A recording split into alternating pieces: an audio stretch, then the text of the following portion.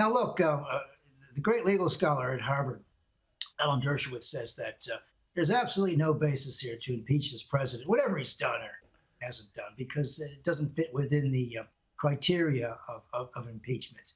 And yes, he may have abused freedom of expression, but as the framers pointed out, freedom of expression was not a free lunch. It often leads to violence, so they're not going to get him on that one. But you know what I find really interesting, Pete, is that most of the American media today, and I scanned it for an hour before coming on your show, doesn't mention Donald Trump's name. It's like they've forgotten it. They think by leaving his name out of the New York. Forgotten New or York purposely leaving it out?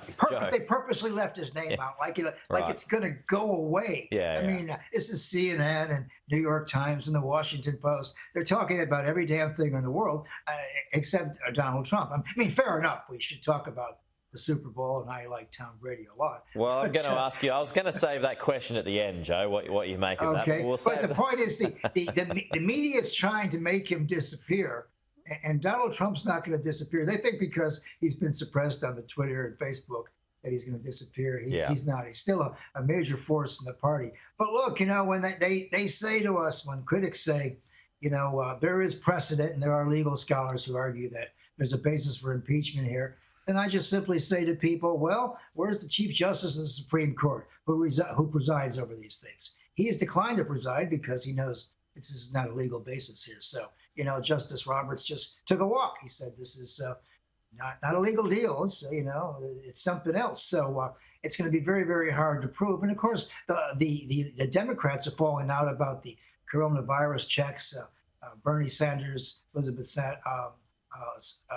Warren, and AOC and the rest are arguing with the Biden administration about this and that. And already we have cracks in the foreign policy about what to do and what not to do. So, the Democratic Party, and I've known them well for 45 years, they tend to beat each other up when they have a bit of a majority until they don't have a majority and they have to win it back again. So there's going to be all kinds of factionalization there. Look, it's going to be very, very hard to unify the Democratic Party and the American people. And this whole business during the campaign about the soul of the nation, that's baloney. It's about who's got the power, who's got the numbers. You realize there are Americans today, 75, 85 years old, who can't find a damn vaccine shot. They're just not in the queue anywhere. They can't find the queue. So we got over 453,000 dead this morning, and we still have problems with the vaccine rotations and getting federal assistance out to the locals. And so we still got the same problems we had. Income insecurity, we have food insecurity, and we have the COVID crisis, which is still storming through America and much of Europe. So we haven't solved a lot of problems, but we pretend we go forward because we move people around. But if you look at Congress, it's still the same bunch of people. And while Donald Trump is there, his spirit is very much in Pennsylvania 1600. Okay. What's your tip today, Joe? I'm taking Tom Brady and the Buccaneers by 3 points, even though the 3-point underdogs. I believe that Tom Brady at 43 does things that people at 23 can't even imagine. Yeah. Is he the greatest of all time? He must be. He must be.